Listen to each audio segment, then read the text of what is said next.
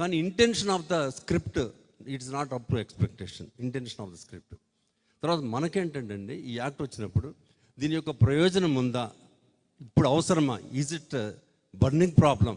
ఈ యాక్ట్లో ఉన్న విషయాలు ఇప్పుడు స్టేట్లో ప్రజలకు కానీ ఇంకా ప్రభుత్వాలకు కానీ యంత్రాంగానికి కానీ ఈ యాక్ట్ యొక్క అవసరం ఉందా అనేది చూస్తే ఎక్కడ ఎవరు కూడా యాక్ట్ గురించి నెసెసిటీ ఉందని కూడా ఏ యాంగిల్ నుంచి కూడా పబ్లిక్ నుంచి రాలేదండి. అయినా గవర్నమెంట్ నీతి ఆయోగ్ ఈ యాక్ట్ని ప్రిఫర్ చేసింది. ఇంకోటి తీసుకుంటే మంచి జరిగి ఉండేదేమో, ఈ యాక్ట్ ప్రిఫర్ చేసుకుంది, ఒక యాక్ట్ ఎనాక్ట్మెంట్ అయింది. తర్వాత దీని నెసెసిటీ చూసుకుంటేనండి, తమరుకి ఒక ఐడియా రావడం కోసం చెప్తున్నా. మనకి సెంట్రల్ యాక్ట్స్ ఉన్నాయండి, జాతీయ చట్టాలు, కేంద్ర చట్టాలు, ఒక hundreds of or thousands of acts ఉండి ఉంటాయి. మా advocates may we are acquainted limitedly, మాకున్న ప్రాక్టీస్, నేచర్ ఆఫ్ ప్రాక్టీస్ని బట్టి ఆ చట్టాల గురించి మేము థరోగా చేసుకుంటాం. ప్రతి అడ్వకేట్ కూడా ఆ చట్టం చేసుకోవాలంటే ఇట్స్ నాట్ పాసిబుల్. సో ఈ యాక్ట్లో ఇప్పుడు మన మిత్రులు చెప్పిన విషయాలన్నీ కూడా ఆ కేంద్ర చట్టంలో వచ్చినాయండి already. All these things are discussed, concluded, understood, analysed, interpreted, argued for the last so many years. ఈ ప్రాపర్టీ గురించి కానివ్వండి, డిస్ట్రిబ్యూషన్ ఆఫ్ ప్రాపర్టీ గురించి కానివ్వండి, ఎలినేషన్ ఆఫ్ ప్రాపర్టీ గురించి కానివ్వండి, సేల్, ఎక్స్చేంజ్, పార్టిషన్, ఆ తర్వాత మరి గిఫ్ట్, మార్టిగేజ్, తనఖాలు, అగ్రిమెంట్లు, వీటన్నిటి గురించి థరోగా ఆ కేంద్ర చట్టంలో ఉందండి.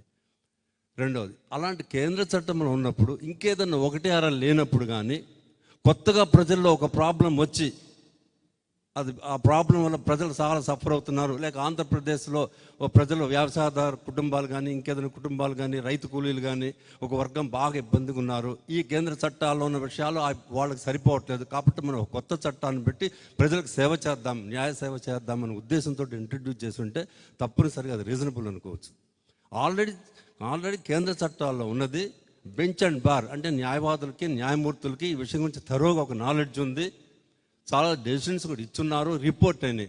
మళ్ళీ వాళ్ళు ఈ యాక్ట్ ఎందుకు పెట్టారో మనకు అర్థం కాని సమస్య అండి. It is suspected aspect.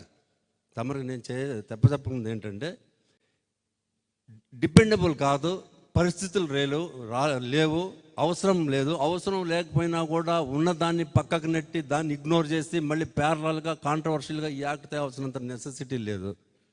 కాబట్టి దీనికి నిజంగా పాజిటివ్ మైండ్ ఉంటే ఈ అవసరాన్ని బట్టి వీళ్ళు పెట్టారు అనుకోవచ్చు. అవసరం లేకపోయినా కూడా యాక్ట్ వచ్చింది కాబట్టి ఇంటెన్షన్ మనం వేరే రకంగా దాన్ని ప్రెజ్యూమ్ చేయడానికి అవకాశం ఉందండి. తర్వాత ఇప్పుడు ఆల్రెడీ మిత్రులు చెప్పారు, కేంద్ర చట్టము, రాష్ట్ర చట్టం. ఇది రాష్ట్ర చట్టం అండి. ఇప్పుడు మన problem issue, it belongs to the state act. నేను మాట్లాడుతుంది కేంద్ర చట్టాల గురించి.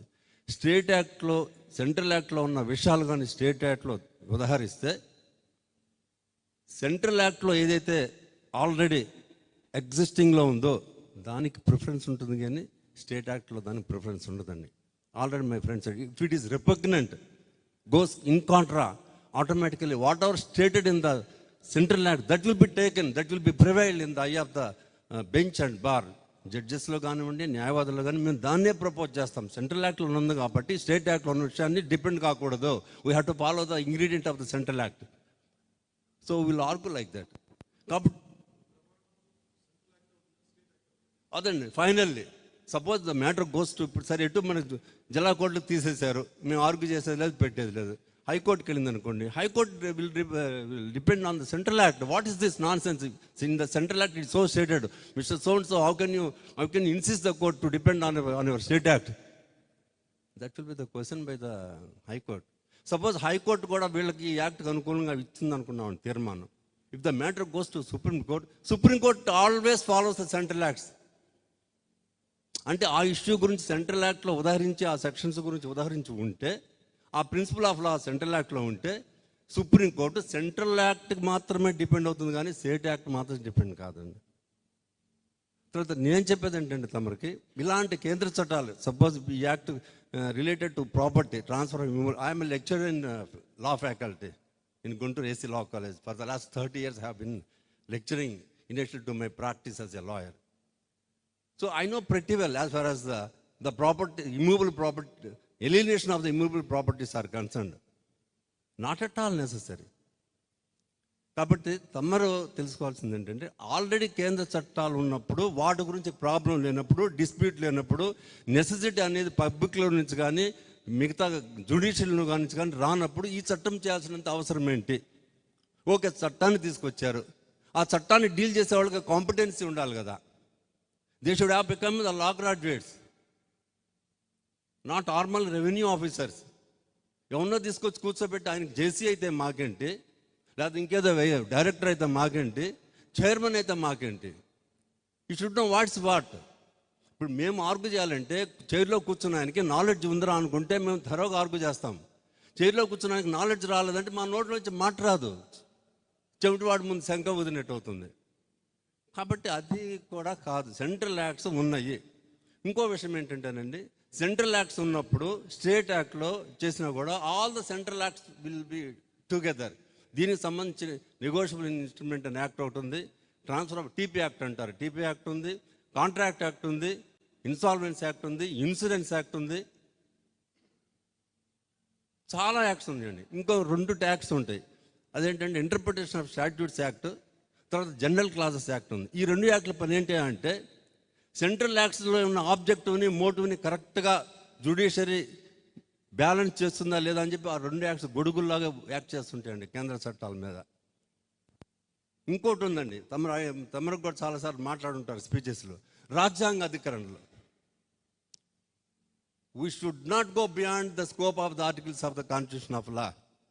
Whether it is a state act or a central act, rules or ordinances, it doesn't matter for the Constitution of law.